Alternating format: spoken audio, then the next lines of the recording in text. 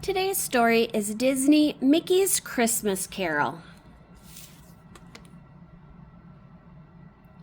Ebenezer Scrooge is too greedy to see that Christmas is a time for generosity. But when he is visited by three spirits, will Scrooge learn to embrace the spirit of the season?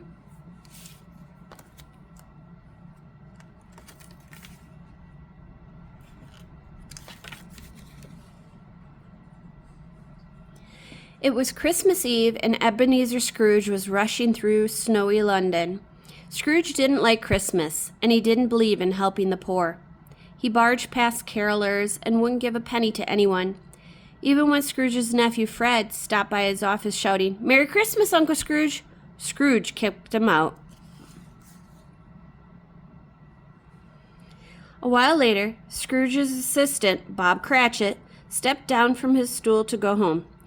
"I suppose you'll be wanting tomorrow off," Scrooge barked, "but be here all the earlier the next day." "Thank you, Mr. Scrooge," called Bob. "And Merry Christmas," he called as he went. "Bah humbug," muttered Scrooge.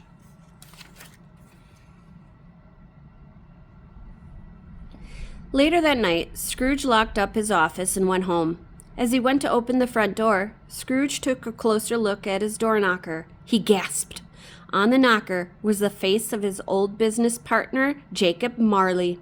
The face began to move, then softly called, "Scrooge!"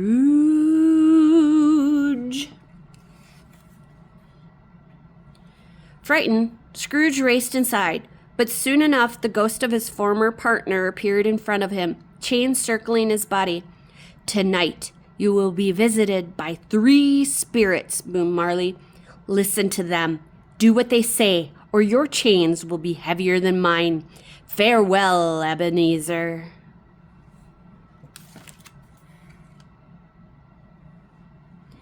Scrooge went to bed, but not long later he was awoken by a little figure in a top hat. "I am the ghost of Christmas past," he told Scrooge. "You must come with me." But Scrooge laughed. "Look how small you are. Go away." "Silence," ordered the spirit. "If men were measured by kindness, you would be smaller than a grain of sand. We are going back to a time when Christmas was not humbug."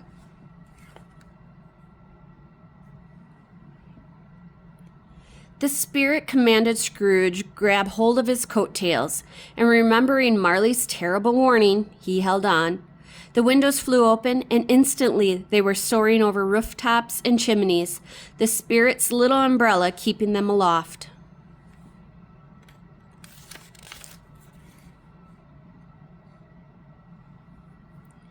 Soon they landed outside a brightly lit house. Joyful Christmas music filled the air. Peering through the windows, Scrooge couldn't believe his eyes. "Why, it's Isabel!" he cried, suddenly remembering the girl he had once loved.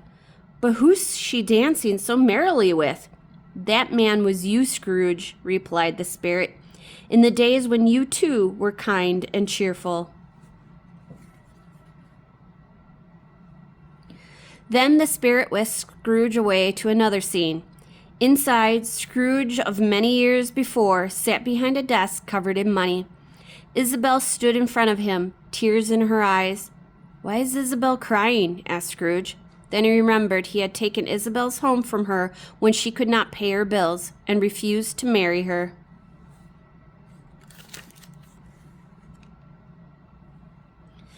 Suddenly, Scrooge found himself back in bed. He thought it had been a dream, but then his thoughts turned to Isabel and how his chance of happiness with her had been ruined by his love of money. Scrooge put his head down and sobbed into his pillow.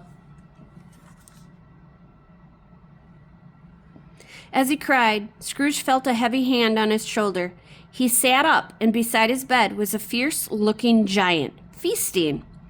"I am the ghost of Christmas present," he boomed. "There's no time to lose." With that, the spirit picked Scrooge up and put him in his pocket. He then pushed open the roof and stepped outside, as though from a doll's house.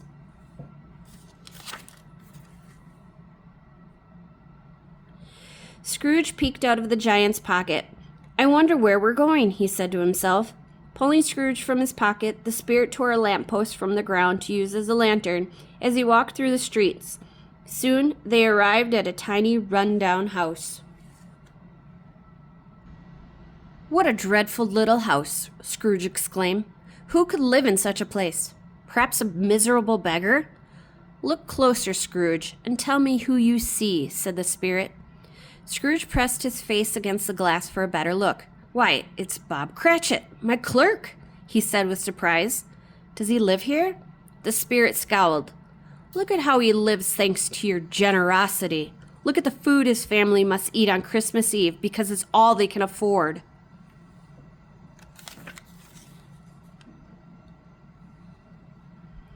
The hungry Cratchit family sat at their table, about to carve up the smallest goose Scrooge had ever seen. Scrooge watched a boy named Tiny Tim hobble into the room, leaning on a little crutch. He gave thanks to Scrooge for the meal, and Scrooge felt ashamed. "Tell me, Spirit, what's wrong with that kind lad?" asked Scrooge. "Much, I'm afraid," the spirit replied. "If these shadows remain unchanged, I see an empty chair where Tiny Tim once sat." Suddenly the scene went dark, and Scrooge was alone, church bells tolling in the distance.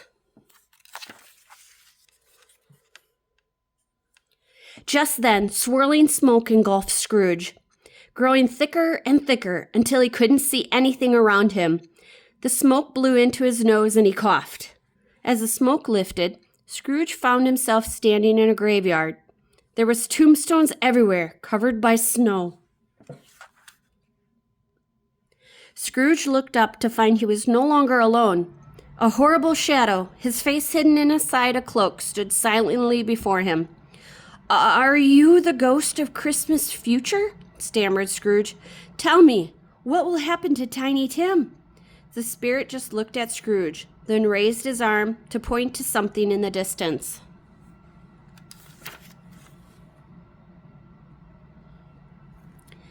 Scrooge looked to where the spirit was pointing and saw Bob Cratchit and his family gathered around a tombstone.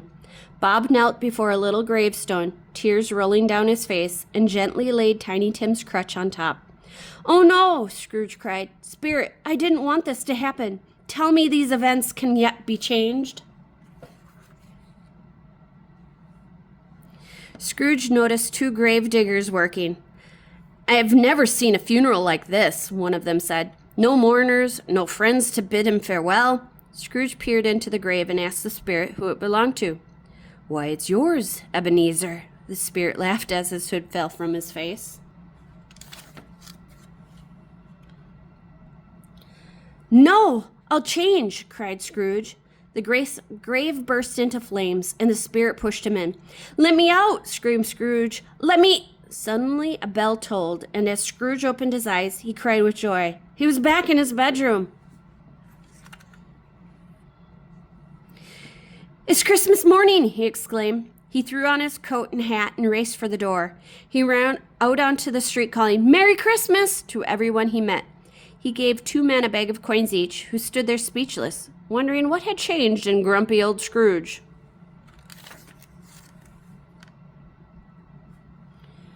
Scrooge even stopped his nephew when he saw him approaching in a wagon.